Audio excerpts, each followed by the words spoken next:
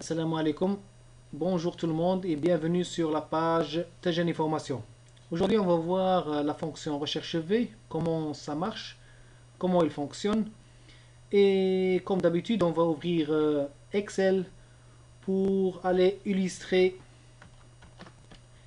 le fonctionnement de la fonction recherche V. Ici on a le matricule.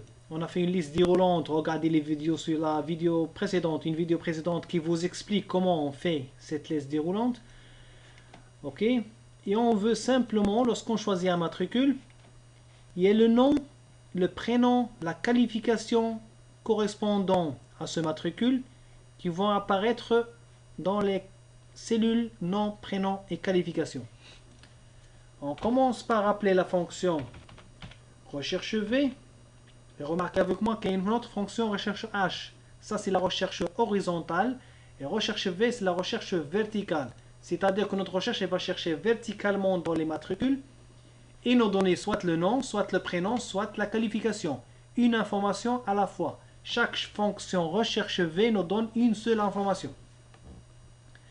On va voir par après comment chercher plusieurs informations. Recherche V. Ici la fonction elle nous demande la valeur recherchée. Qu'est-ce qu'on cherche?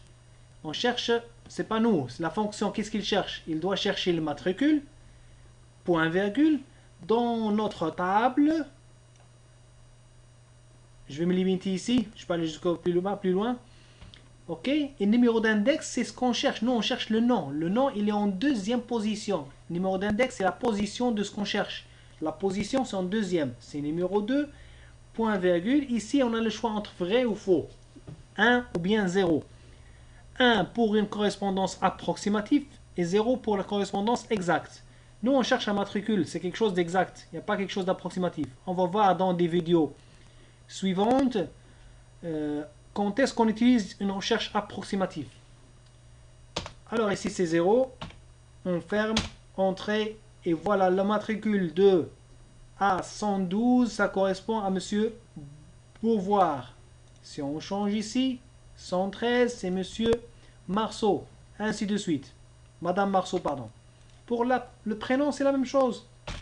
On fait appel à la fonction recherche V. Il nous demande la valeur cherchée. C'est toujours le matricule qu'on cherche. On cherche toujours quelque chose de unique. Point virgule.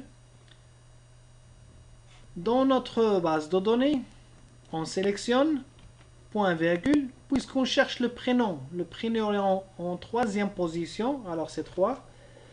Et toujours recherche exacte.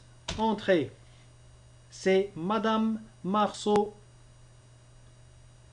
Christelle. Et pour la qualification, c'est toujours la même chose. On fait appel à la fonction recherche V.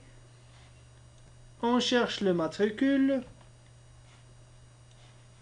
Dans notre base de données, point virgule, ici c'est 4, parce que la qualification c'est la quatrième information. Ok?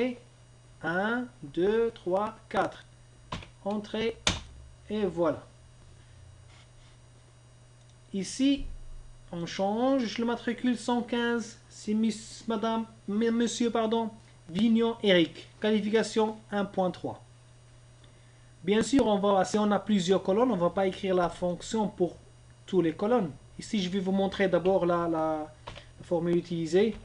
Formule texte, c'est une formule qui montre les formules. Ok. Si on a plusieurs colonnes, on ne va pas faire ça pour chaque colonne. Il faudra faire une seule fonction ici et tirer sur le point d'hydrocopie pour générer toutes les autres cellules.